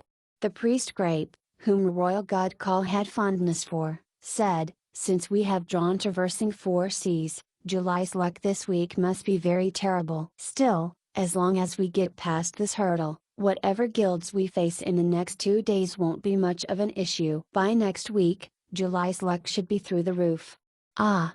All the ladies were convinced by her assessment and they gathered around Grape to get her to check their weekly, monthly, and even annual luck prospects. Svelte Dancer also joined them and she repeatedly shouted, "Read my fortune, too." "I'm an Aries." The PvP preparation meeting suddenly digressed into an astrology meeting. Even July did not conduct her usual presentation and just joined the others in discussing their astrological signs. Feeling helpless at this, Gufei attempted to find out information about the enemies by himself. He knew that Royal God Call was still a member of Traversing 4 Seas, so he contacted him first. "How many combatants did your guild send out?" Ever since the defeat of prominent guilds and mercenary groups at the hands of smaller groups, the entire Yunjuan city had started paying more attention to the grand kiting strategy, where the smaller groups of people would try to win by avoiding confrontations and just keep on running until the time ran out whenever they obtained the higher kill points in the PvP matches. As the PvP event went on, Amethyst Rebirth and Young Masters Elite emerged as the two smaller groups, the two dark horses, that had managed to cause a huge upset against the bigger guilds and mercenary groups by depending on this kiting tactic. According to Young Master Han, his motive for coming up with such a strategy from the start was to frighten the bigger groups into reducing their participating members for the upcoming matches, and his long-term plan had worked out well so far. Right now, Gufei was hoping that Traversing 4 Seas would have misgivings and consequently reduce their number in the PvP tournament. Asking Royal God Call the amount of enemy participants was his way of finding out if Traversing 4 Seas had been affected by Young Master Han's strategy. "It should be about 700 or so," Royal God Call replied. "They did not fall for it." Gufei sucked in a cold breath. He then proceeded to ask Young Master Han for his take on this, only receiving a lackadaisical response. "My strategy is originally planned for our mercenary groups matches with less than 100 participants. For the guild versus guild tournament that has hundreds of combatants, even I won't mind about anyone attempting to kite." "Why's that?" Gufei asked. "Because the strength of a team increases with the number of people in it," Young Master Han answered. "Does this mean that Traversing 4 Seas has already realized that your kiting strategy is not as scary as imagined?" Gufei pressed on. "It isn't intended to be scary to begin with, otherwise, we can simply use this one strategy for the whole event. No one is like you who look forward to the enemies having fewer participating players," Young Master Han remarked dryly. "I'm not looking forward to that." "The more the merrier, I say," Gufei denied. "Oh, what sort of tactic did you guys prepare for this match, then?"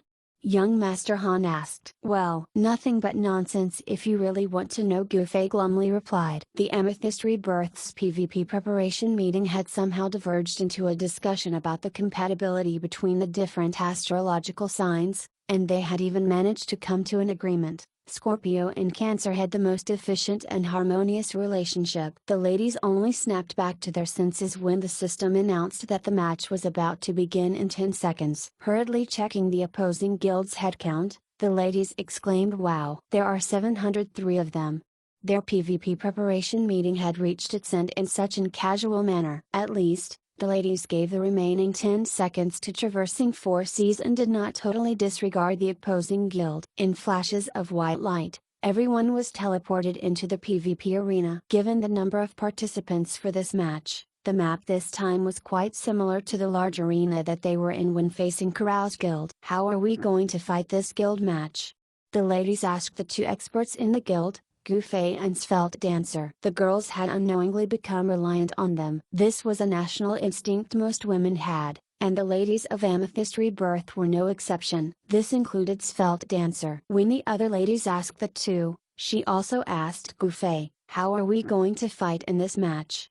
Amethyst Rebirth would hardly pose a challenge to traversing 4 seas if it fought as one group. This was because the more concentrated they were, the faster they would get eliminated. Gufei gave it a thought before waving his hand. "Everyone should disperse. Find a hiding spot each and try not to engage the enemies. Self-preservation is your #1 priority in this match." Svelte Dancer nodded her head vigorously. "Disperse. Disperse. What about you two?" a lady asked. Svelte Dancer and Gufei looked at each other. Having worked together many times before, they more or less had an idea with regard to each other's intention. Svelte Dancer knew that Gufei intended for the 2 of them to do the fighting alone when he told the other ladies to hide. Their method was still the same: drag the time out. "Find yourself a good spot for performing ambushes. I'll protect you while you cast your spells," Svelte Dancer said. Gufei nodded his head and the 2 departed straight toward the enemy's direction. "Gray prayed my fortune and said that I need to find myself a lucky partner this year." Svelte Dancer wanted to continue talking about astrological signs and attempted to pull Gufei into the conversation. "A lucky partner?" Gufei was even less knowledgeable about astrology than online gaming. He could recite the 12 zodiac signs and his own, but that was it. "MHM, help me take note of anyone that may bring me luck," Svelte Dancer requested. "Okay." Gufei casually answered. He was not so bored to actually do it, though. Svelte Dancer actually noticed his half-hearted response, so she irately declared, "Forget it. I'll just think of you as my lucky partner." "Me? Bringing good luck to you?" Gufei snorted. "Only time will tell," Svelte Dancer replied. Chapter 188, Archer Formation. The ladies chose a companion each and went to the various spots of the PvP arena to hide. Along the way, they continued to chat with one another. Gufei could not help but sigh at this. At such a crucial moment, these ladies still have the time to chat with one another. They truly have the air of experts. Conversely, the 2 real experts jumped into a trench and crept toward the enemy's direction. Gufei had the 2 of them doing this to prevent the enemies from seeing him and Svelte Dancer before they could spot them. "Must we do this?" Svelte Dancer felt very embarrassed at having to crawl in the trench. Gufei firmly nodded his head. "We are up against 703 men. How else will we have the chance to launch our surprise attack if they can see us even from afar?" Unlike how he would arrogantly charge into his targets when doing bounty mission, Gufei proceeded in this PvP with caution. While they were stealthily advancing forward, Gufei was asking for more information from Royal God Call. "So what sort of the strategy are you guys employing?" "Archer Formation," Royal God Call replied. "What?" It was a new term for Gufei. "You'll understand when we engage you all," Royal God Call replied vaguely. "Archer Formation. You know what kind of PvP formation that is?" Gufei asked Svelte Dancer. Svelte Dancer shook her head, clueless. Traveling from one end of the map to the other via this trench was impossible, but the 2 were not planning to do that and were merely using this for cover as they proceeded forward, peeking their heads out from time to time to see if they had the enemies in sight and continuing to crawl forward when they spotted no one. Eventually, Gufei and Svelte Dancer spied 2 enemy players ahead that were also doing their scouting from the opposite side. "You really are my lucky star. Leave these 2 guys to me," Svelte Dancer happily said to Gufei as she activated Fleetfoot to charge at the enemies. Svelte Dancer differed from the other thieves in this aspect. Usually, thieves would avoid being spotted by others and focused on launching a sneak attack on their enemies. Thieves had low HP after all, so they would be risking their lives if they met the opponents head-on. But with Svelte Dancer's fast speed and top-grade equipment that provided her high defense and attack power, she was more than capable of taking any opponent head-on. My prey. Gufei muttered to himself as he saw her pounce forward to where the two enemies were. Given Svelte Dancer's speed, he simply had no way of catching up to snatch the prey from her, and he had indeed been reduced to trailing behind Svelte Dancer. Meanwhile, the two enemy players had also caught sight of Gufei and Svelte Dancer and prepared themselves for combat. The two men were the conventional kind of thieves, so they promptly activated their stealth when they caught sight of a mage and a thief closing in on them. "Ah, they're gone!" Svelte Dancer exclaimed as she slowed down her pace. Gufei was still hurrying over from afar, so he could not really tell the exact locations of the enemies on stealth. Not to mention that the two men had focused all their attention onto Svelte Dancer and had completely disregarded Gufei, making it harder for him to sense the presence of the invisible enemies. The situation was quite perilous, yet Svelte Dancer still fearlessly exclaimed, "I know you guys are still here. Come out quickly." It was at this moment that one of the thieves materialized from behind her and struck her with a large baton, causing a dizzy status effect on Svelte Dancer that left her immobile. An opportunity to kill the two by his hands had just emerged, and Gufei happily shouted, "Don't wake her up just yet." The thief on stealth and the visible thief positioned themselves behind Svelte Dancer, as they were planning to use backstab, the current thief skill with the highest damage output, on her together to kill her off. Gufei's shout left them stunned for a bit, but they naturally ignored his request and still plunged their daggers onto her back. And with that, Svelte Dancer was able to move again. "Sigh." Gufei said disappointedly, "I told you not to wake her up."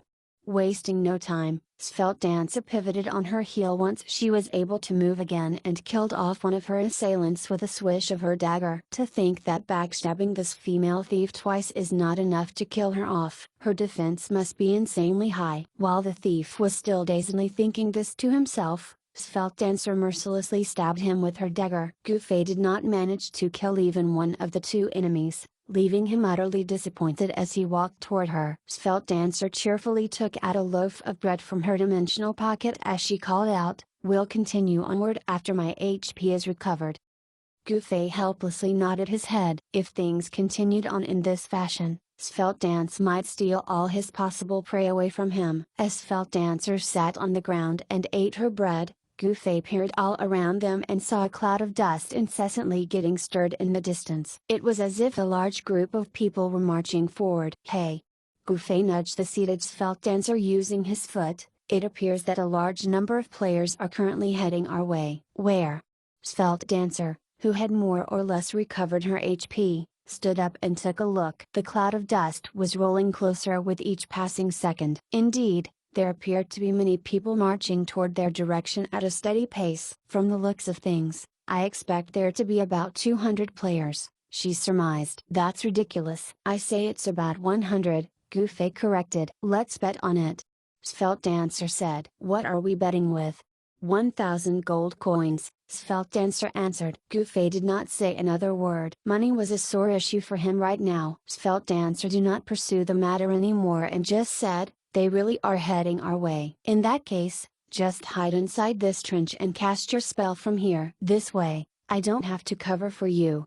"Okay," Gufei nodded his head in agreement, even thought he was not exactly thrilled at the prospect of insta-killing his enemies with an AO spell. In fact, Gufei disliked this sort of fighting style. The two lay prone in the trench, watching their enemies' figures become more defined with each passing moment. As they continued to observe the approaching squad of enemies, they started to take note of something odd: the marching speed of their enemies. Usually, the marching pace of a huge squad would never be fast, as there was a need for the faster players to match their speed with low agility job classes, such as priests and warriors. And yet, this particular squad was marching forward at a speed that was unlikely to be possessed by the low agility job classes. It was as if this squad was composed entirely of fast-moving individuals. In a short while, the The two finally saw that the advancing squad was entirely made up of archers. Gu Fei recalled the Torm archer formation that Royal God Call had used. Could it be referring to this squad of archers before him? It was at this moment that Svelte Dancer gave him a quick nudge. They are about to close in on us,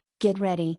As Gu Fei nodded his head, the sound of arrows flying toward them reverberated. Judging from their speed and origin, the arrows were most likely under snipe. The two swiftly ducked down and many arrows sailed past their heads, landing in the opposite wall of the trench that they were in. What sharp eyes they have! The two exclaimed in unison. They barely peeked half their heads from that trench, yet the archers easily spotted them from afar. Keep on firing your arrows, said Youthful Reflection, who was one of the core members from that guild. He was the one leading this marching squad of archers, and he had no intention of stopping the assault now that two enemies had been spotted. Over 100 archers knocked their arrows and drew their bows, releasing another volley on their targets. Upon their release, the arrows blanketed the sky and created a gusty wind. The arrows did not fly straight to Gu Fei and Svelte Dancer but arched high up in the sky before diving toward the trench. In real life, an arrow's range was influenced by how much strength and force an individual applied when he or she was knocking an arrow. This was not the case in Parallel World, and how far the in-game archers can actually shoot out their arrows was determined by a combination of their equipment and the distance boost provided by their skills, such as power shot or snipe. The in-game archery was easier to master,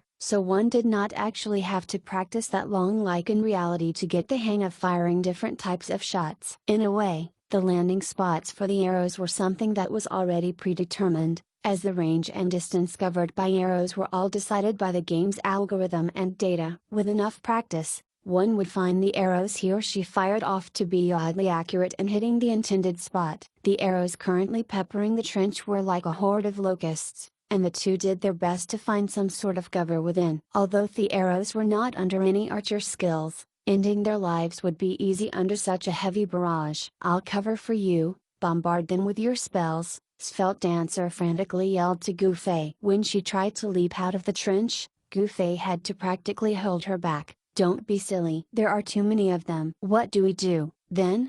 We're moving to another spot. Gu Fei dragged Svelte Dancer along the trench as they deflected every arrow coming their way with their weapons. This shooting style of arrows relied on gravity, so the speed that the arrows were falling on the ground was not especially fast. The trench seemed to be aiding the two immensely, as the first turn actually led them to the archer formation's flank. The squad of archers was still busy firing waves after waves of arrows to Gu Fei and Svelte Dancer's previous location, causing Gu Fei to sigh in relief. Our counterattack starts here. The two then leapt out of the ditch. Unfortunately, the enemies were still outside of the range of Gu Fei's AO spells, so the two of them hurriedly ran toward the enemy's formation in order to get close enough to hit them with spells. But the enemy squad had of course noticed those two's new position when they leapt out of the ditch, and Youthful Reflection proceeded to calmly commanded, Formation B. The archers changed their position following his command and once more had their arrows facing the two members of Amethyst Rebirth. While the two were feeling stunned by the archers' change in formation, Youthful Reflection yelled, Fire! Over 100 arrows were once more sailing toward Gu Fei and Svelte Dancer like angry locusts. This time, the arrows were flying straight to them. Since the archers had aimed for the whole surface, the two would have no place to dodge the incoming arrows. Be it left or right, they would be struck dead by the projectiles coming their way. Get back in! Get back in! The two could only dash toward the trench that they had just vacated. The ditch was just a few steps from them, but the arrows sailing toward them were very fast. Svelte Dancer might make it into the ditch in time, yet Gu Fei, who had a slower speed than her, would definitely not. No tears came out of Gu Fei's eyes despite despair settling inside him. Unexpectedly, Svelte Dancer did not sprint to the trench but positioned herself behind Gu Fei instead. She then gave Gu Fei a shove, allowing the latter to not only stumble forward a bit faster but also to be shielded from a few arrows by her. The two tumbled into the trench and hundreds of arrows went sailing past their heads once more in the next moment. A few arrows were lodged into her back, but Svelte Dancer managed to remain alive. Panting heavily, she hurriedly munched on a loaf of bread as she said, We can't rush over. Yeah. Gu Fei agreed, saying, No amount of speed will help us deal with this archer formation, unless we can blink into their midst. Blink? Svelte Dancer stiffened, asking, "Say, are you at level 40 yet?" Goofy nodded his head. "And you chose to become a lightning mage?" As Goofy nodded his head once more, Svelte Dancer reached into her pocket. "Does that mean you can use this?" Goofy took the item off of her hands. It was a permanent skill scroll for Blink. Chapter 189, Translocation. "Where did you get this?" Goofy asked, dumbfounded. Svelte Dancer pouted indignantly. "It's the crappy game company's fault. They did not explain things properly. I thought I could create a unique skill tree through the use of the permanent skill scrolls. After purchasing this Blink scroll, I was told by the system that I have to become a lightning mage to use it. For the players, game companies would always be the ones at fault whenever there was something that did not go as intended." Goofy asked, "So how many skill scrolls did you manage to collect? Why would I buy more after getting tricked into purchasing this one?" Svelte Dancer knocked Goofy's head dismissively. "So you've only gotten one skill scroll, and it happened to be Blink. Are you sure you're not my lucky star, instead?" Goofy said as he placed his hands on the scroll. Light flashed between Goofy's fingers and entered his body. The system then notified Goofy that he had learned a new spell, Translocation. "Blink. You've used it?" It was Svelte Dancer's turn to be flabbergasted this time. "Yup." Goofy answered as he opened up his skill window and read the following description. "In exchange for a certain amount of mana, the caster can bend time and space to instantly appear at the place he or she is thinking of. Killing intent." Goofy felt shocked at the intense killing intent emanating from someone near him. He turned his head and saw Svelte Dancer glaring at him with murder in her eyes, as if she was moments away from tearing Goofy apart. "What?" Goofy hurriedly asked. "Who said you could use it?" Svelte Dancer asked angrily. "Then why did you pass it to me?" Goofy was at a loss. "I just wanted to show it to you," Svelte Dancer replied. "But you can't use it," Goofy reasoned. "I could sell it." "That's still money," Svelte Dancer screamed in frustration. "Why don't you sell it to me, then?"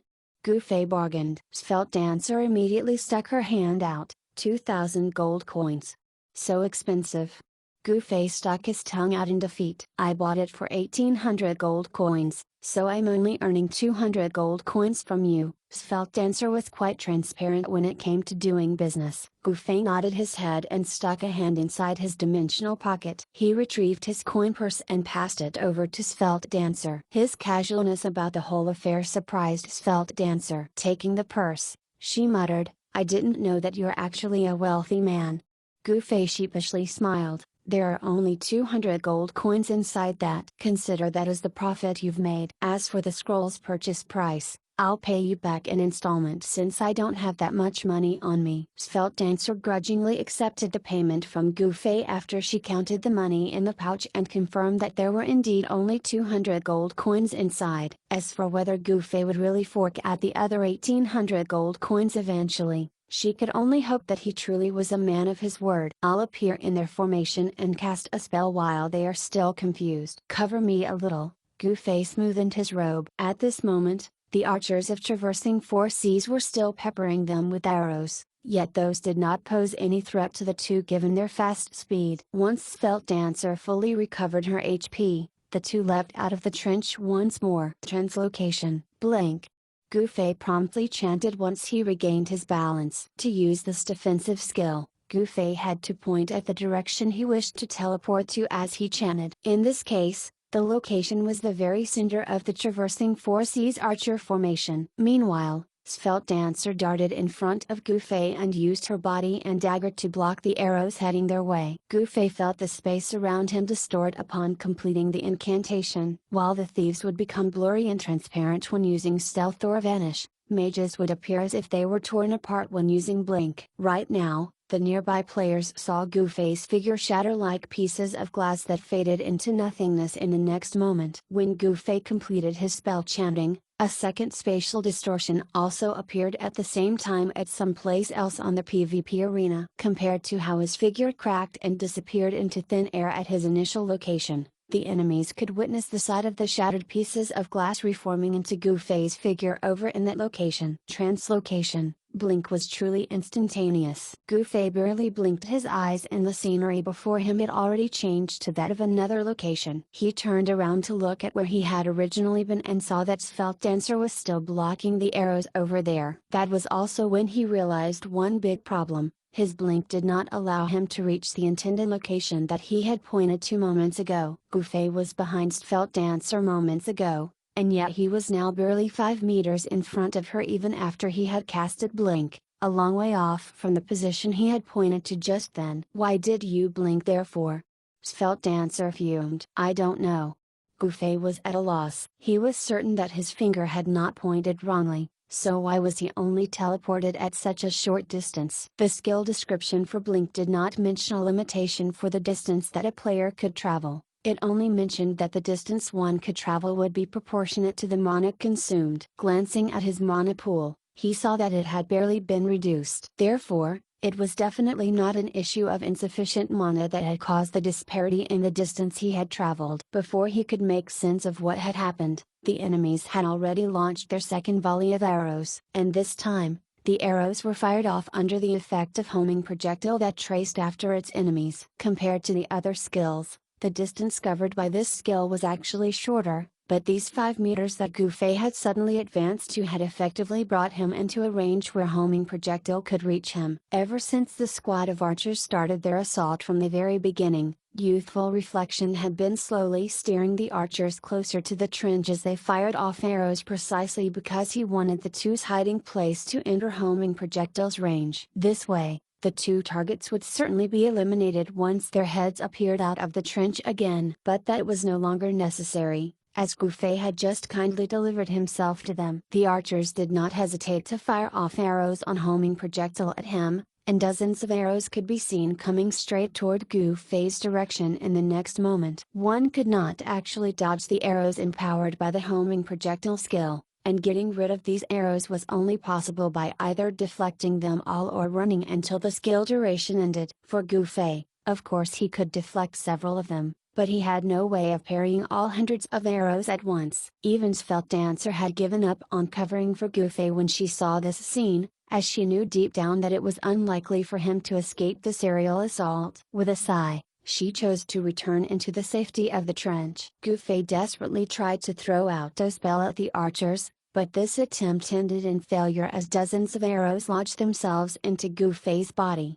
eliminating him without suspense. Just as he was sent out of the PvP arena and into the plaza by the main hall of guilds, Royal God Call's message arrived. "Did you just use blink?" Royal God Call was part of the Traversing Four Seas archer formation and was even one of the archers that had fired off arrows on homing projectile at Gufei. Therefore, he clearly witnessed everything that had just occurred in the skirmish. "Yup," Gufei answered. "Where did you get its skill scroll?" Royal God Call asked. "I bought it from Svelte Dancer," Gufei replied. "How much?" 2,000 gold coins. "You're really rich." Royal God Call exclaimed admiringly. "I'm paying it in installment." "I've only paid her 200 gold coins for now," Gufei admitted. "She is rich, anyway. And given how close you two are, you should have just asked her to give it to you as a gift." Royal God Call remarked. "We're just friends. And being rich is no reason for one to gift people things arbitrarily," Gufei lectured Royal God Call. "TSK." Royal God Call ignored his words. "How is Svelte Dancer faring?" Gufei was busy being skewered by arrows that he did not have the time to check on Svelte Dancer's situation. "She nimbly hid back inside that trench," Royal God Call informed him. "Finish that fight quickly. Come and experiment blink with me once you're done," Gufei said. Gufei's carelessness on relying on the newfound spell had caused him his death. With him being defeated, even just handling 20 or 30 archers alone would be a tall order for Svelte Dancer to overcome, let alone clashing with the entire archer formation of Traversing Four Seas all by herself. The match ended just as expected. Each of the ladies scattered all over the map was found and killed off, letting Traversing Four Seas secure an easy victory. Amethyst Rebirth was finally put down and would no longer be able to mess around in the guild versus guild tournament. Given the guild strength, it was already fortunate of Amethyst Rebirth to make it this far in the PvP tournament. The ladies knew their limits well. Honestly speaking, The ladies were not really saddened by their elimination from the Guild vs Guild tournament, as they were not that interested in it in the first place. When everyone was sent out of the PvP arena, they merely expressed a few casual remarks about losing the match before putting the entire matter behind and leaving cheerfully to do their businesses. In the end, Svelte Dancer seemed to be the only one that was truly saddened by losing the match. She had been busying herself by participating in the mercenary and guild tournaments, but with the elimination of her mercenary group and guild, she was suddenly left without a purpose and was currently feeling very depressed. As for Gufei, he was also feeling very despondent over losing such a viable reason to slay people with no consequences. He and Svelte Dancer shared a moment of depression until Royal God Call squeezed his way out of traversing 4 seas and found the two of them sitting at the corner of a wall. Royal God Call temporarily abandoned his passion for magic when he saw the beautiful Svelte Dancer cheerfully greeting her. His eyes barely registered Gufei's existence. Svelte Dancer was currently in a bad mood. She easily surmised that Royal God Call was part of the enemy camp's annoying archer formation upon seeing him here and knowing his job class, so Svelte Dancer barely greeted him. Singing a sorrowful song, she swiftly left. "Ah, her voice is so melodious," Royal God Call said as he watched her walk away. "Grape!" Gufei called out. "Ah!"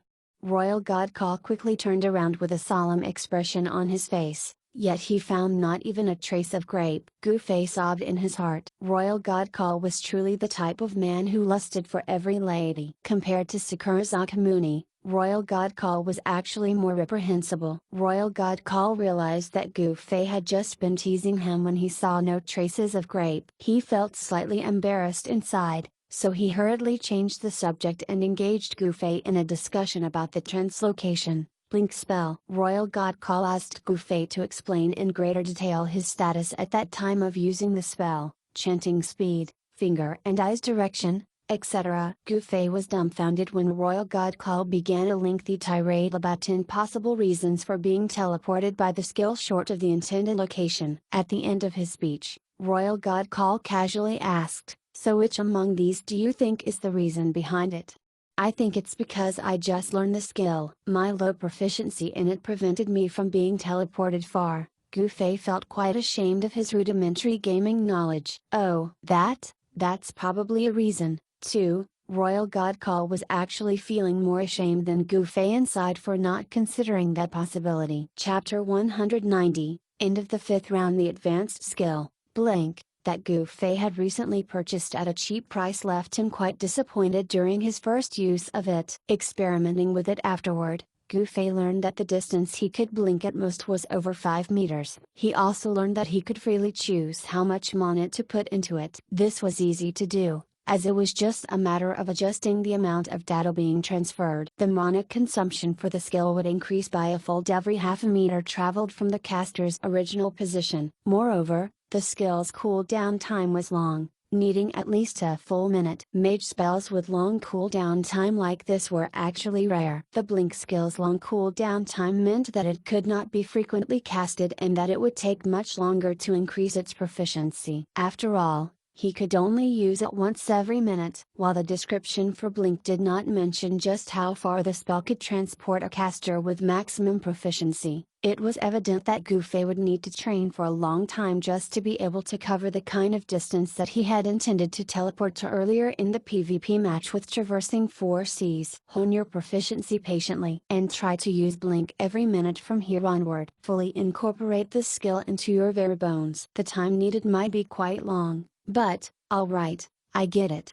Gufei interrupted Royal God Call. He was someone who had diligently spent 20 years training Kung Fu. Did he really need a brat like Royal God Call to teach him about patience? After separating from Royal God Call, Gufei began to familiarize himself with how to use Blink properly. Later on, he logged off. Meanwhile, Yizia, who had accidentally steered Gufei toward a brighter path this morning by convincing the latter to become a lightning mage, was feeling exceptionally anxious. Came night, he decisively forewent sleep and ran off toward the monitoring team by the game administration department. As Parallel World was operational 24/7, The members of the monitoring team also worked in a 24-hour shift. Since Yi Xiao was not part of this department, his sudden appearance in the dead of night momentarily frightened the monitoring team. Yi Xiao had been busy recently, so a few days had passed since he last took note of Gu Fei's character data. But after a little prep talk about job class advancement for mages when they met each other by chance this morning,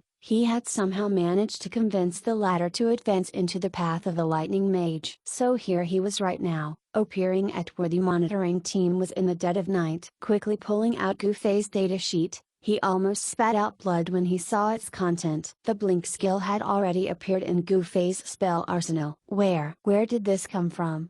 Yi Xiao asked the monitoring team as he pointed at Gu Fei's newest spell. This.